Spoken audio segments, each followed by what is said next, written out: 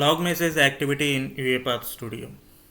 Basically, log information is important to understand the behavior of the bot process and understanding the exception details in the different scenarios. In log message activity, basically we can have a message and log level.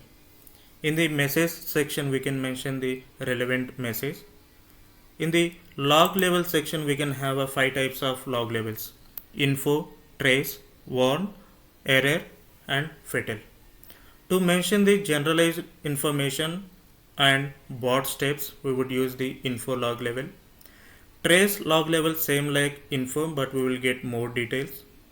To indicate we should pay some attention, we would use the warn. To indicate known exceptions, we would use the error. To indicate unknown exceptions, we would use the fatal log level. In case if we do not select any log level, UiPath by default will select the info log level. Thank you.